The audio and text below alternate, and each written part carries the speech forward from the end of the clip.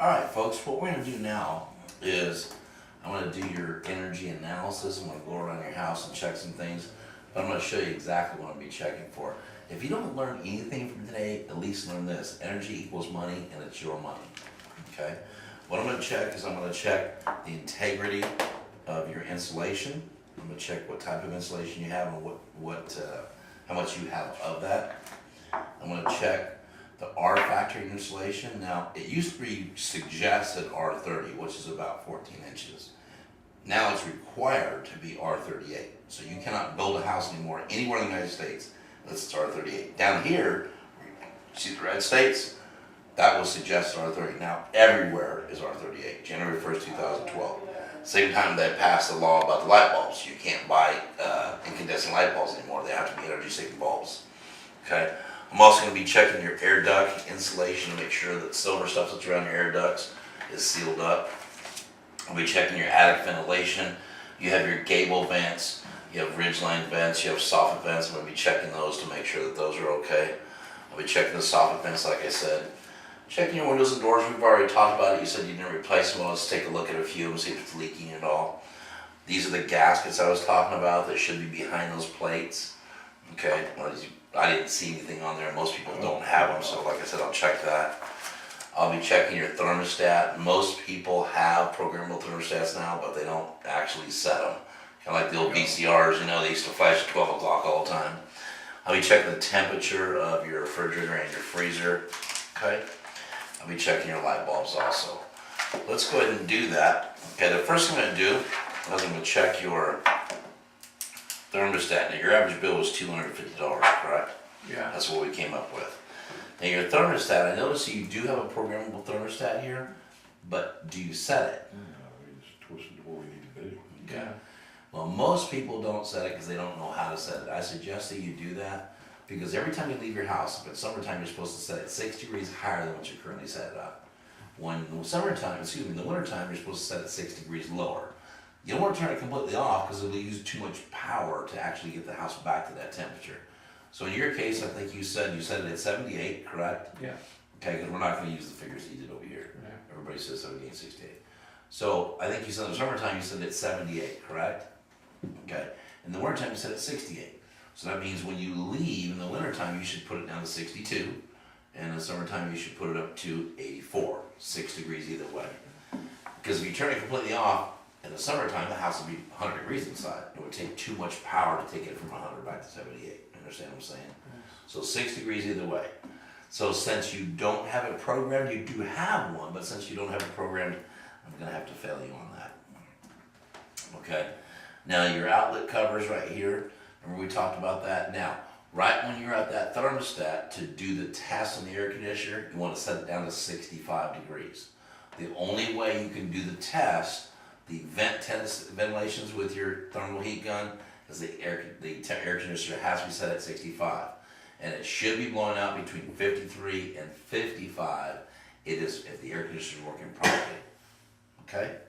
So your outlet covers, you don't have any. So you can get the whole house done. You could do it yourself. All you're going to do is undo the screws. And again, it's just your outside walls. But you can get that done for about $50, but you don't have it done, so I'm going to have to fail you there. Okay? The light bulbs, you do have some energy saving bulbs, but you don't have them all. So for this energy analysis, I'm going to have to fail you there also. Okay, now your weather stripping. I noticed on your front door and your back door you don't have any weather stripping. Of course, all this is being done walking around the house. Just for this tape, I'm actually doing it here at the kitchen table, but I would be walking around the customer's house doing this. Now on your door here, there's 3 different types of weather stripping you can get. You can get the foam kind you've seen that you just kind of run around there. It's gray. You've seen that before. It works. It's pretty inexpensive, but it wears out after about 6 months. You keep opening and closing the door, what's going to happen? It's going to wear out. And the second type they have is you actually screw it on. It's like a plate. Then it has a piece of rubber on it. I'm sure you've seen those before. Okay. Those last you 3 or 4 years. Okay. But again, the rubber's going to wear out. The best time to get is a copper spring load. So what it is, it's a copper that's screwed up this way, and then it's angled like this, and it's spring loaded. Okay. So when you open the door, it comes down. When you shut it, it's a tight fit like this. Well, copper lasts forever, so more expensive, it lasts forever, so it's spring loaded. So on the side of the door, it would be like this when you shut the door. You see what I'm saying? At the top of the door, if you open the door in, like if I open the door right there in, it'd be like this when it's shut, and then the spring load would go down like this. And when I shut it, it tightens up like this. That's the best type to get, and since you don't have anything, I'd have to fail you there. Okay, now the refrigerator, let's go ahead and test your refrigerator. It's supposed to be 40 degrees in the refrigerator and 5 degrees in the freezer. Open the refrigerator, shoot it at the back wall of the refrigerator and the freezer. Don't shoot something, the items in there, shoot it at the very back wall. And if the customer's refrigerator, let's say, is at 35, they're wasting energy because it needs to be at 40, so turn it up a little bit for them. If the freezer's at 7, turn it down a little bit for them, okay? That's the one that you can always pass along because you're gonna fix it. Is it gonna be perfect? No, because it doesn't, you don't know how much to turn it down. Okay, but you attempted to fix it, so we're gonna go ahead and pass you there. Okay? Now, where do you keep your oven at? Keep our oven. Yeah. Where do you keep your oven at? Oh, in the kitchen. No, I mean the other one, up there. Oh, Where's your attic? Where's your pull down for your attic? I wanna check your it's in the installation. garage. Yeah, in the garage. Okay. Alright, let me go ahead and go out there. So pull the thing down, go up the ladder. Do not get inside the attic, because we don't want you falling through the customer's roof. So you're gonna go to the top of the ladder. Now you're gonna give the customer this sheet, give it to the missus, okay? So you're gonna give the missus a sheet, and she's gonna write down pass or fail. When you get to the top of the ladder, you're gonna cover several things. You're gonna cover radiant barrier, you're gonna cover insulation, you're gonna cover how much insulation you have, you're gonna talk about their soffit vents, what type of their gable vents, you're gonna be checking for the integrity, all the things that you said. Okay, so now I get to the top of the ladder. Bob and Mary, you do have insulation up here, okay, but you only get about 3 inches. Now, the reason why you have 3 inches is not because you had an insulation burglar that came by and stole it. What ends up happening over the years is it heats up and cools down, heats up and cools down, it actually dissipates. Matter of fact, if you wanted to walk up here, and I'm gonna suggest it's hot up here, you can lift up the insulation, you can see it all burnt up. Okay, so you really wanna bring that insulation up to code, which is R38, building code, to build a new house. But since you don't even have enough as R30, I'm gonna have to fail you on that. So go ahead and write fail there, Mary. Now I notice you don't have any kind of a radiant barrier. This is a product that looks like aluminum foil, but it's not. And what it does is it goes stapled onto the rafters, okay?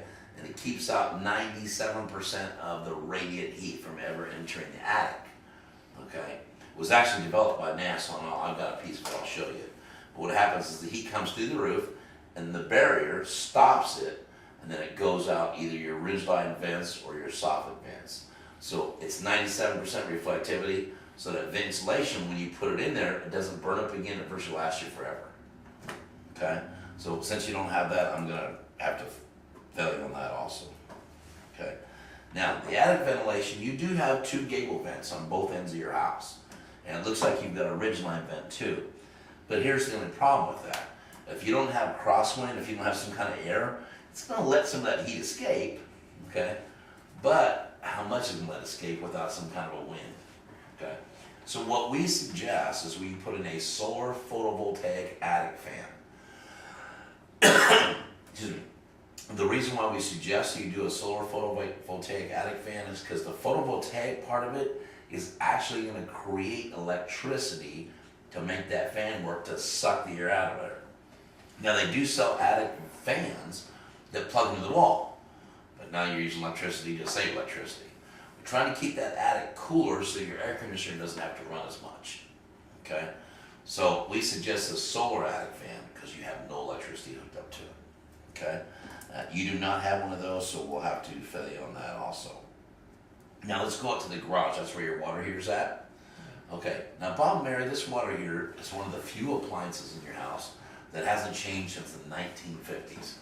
As a matter of fact, it's got tin on the outside, it's got tin on the inside, it's got about 1 inch in between those 2 tanks. So the inside's tin, that's a tank where it holds the water.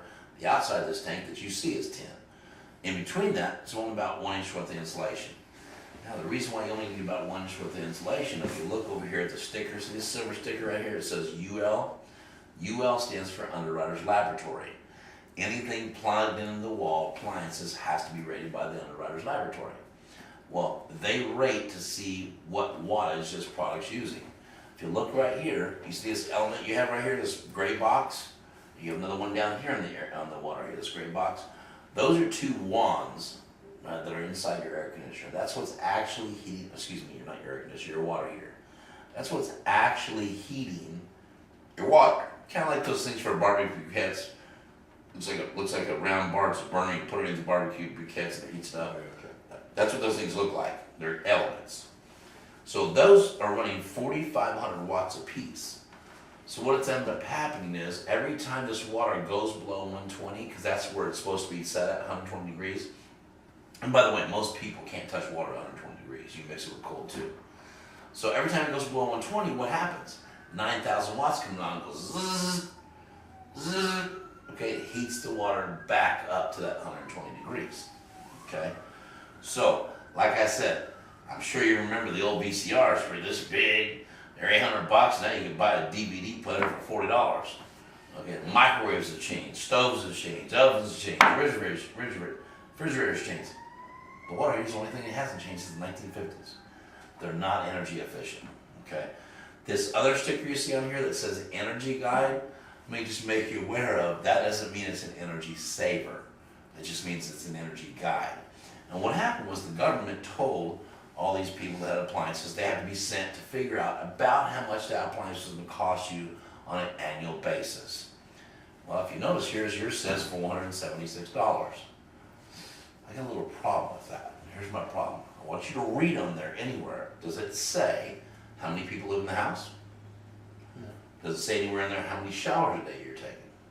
Does it say how many loads of laundry you're doing? Does it even know how much you're paying for a kilowatt hour? I mean, right here in Florida, you might be in one city 45 minutes away and they're paying 12 cents. You might be in another city that's 45 minutes away and they're paying 14. So, in my opinion, that's really not the way to figure out how much you're using. The easiest way to explain it to you, how much this is using, by the way, the Florida Energy Department says that it's 30% of your total bill.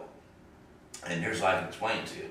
And you know that air conditioner, everybody says, oh man, my air conditioner costs me a bunch of money. Well, it's pulling 14,000 watts. But you can control it. If you decide to put it up to 85, it's not going to cost you much, right? If you put it down to 65 in the wintertime, it's not going to cost you as much. But this water heater is running 24 hours a day, 7 days a week. So that's why we call it the biggest energy waster. To give you an example, 9,000 watts, that would be like having 90 100-watt bulbs running in your house, 24 hours a day, 7 days a week. So picture that for a second for me. 90 100-watt bulbs. Now, if you had 90 100-watt bulbs in your house running 24 hours a day, 7 days a week, how much more do you think your bill would go up? A lot. A lot, right? Okay, so let's go back to the table and let me show you folks how this works out in dollars and cents. Okay? Now, by not having these things in here, let's figure out how much it's actually costing you or how much you're wasting. The AC thermostat, since you do not have it programmed, okay, it's going to run you 3% of that total bill. So 3% of $250 is $7.50. Okay, your outlet covers is going to save you 1%. Not a lot of money, but still $2.50. Your light bulbs is 3% of your total bill, which is $7.50, but you've got about half, so we'll call it $4. Okay. The weather strip on your doors, you don't have either one of them done. I suggest you do that. That's not a lot, but still 1% of your bill. It's $2.50 a month. Okay, your refrigerator, we passed you there. You don't have any troubles there. Now, the attic floor insulation, you need to bring it up to R38, 17.4 inches. Since it didn't pass, you only got 4 inches in there. That's a big one. That's 10%. 10% of $250 is $25. Okay, and this is a huge one. Your radiant barrier, since you don't have that, if you had that, that's going to cut 97% of that heat from ever entering in there. Okay, well that's going to save you 25% of your bill alone. So if I take $250 times 25%, that's $62.50. Okay, and then your attic ventilation, that's another 10%, which is $25. Okay, and then your solar water heater, that's the biggest one. That's a 30% of your total bill. And that's not me saying that. That's the Florida Energy Office. So 30% of that figure right there is $75. So let's see what we have total. We have 7.50 plus 2.50 plus 4.00 plus 2.50 plus $25 plus 62.50 plus $25 plus $75. Okay, that's $204.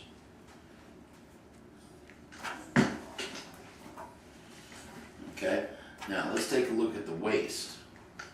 The waste over here, excuse me, the cost, and by the way, just forget everything I just did right there. I wasn't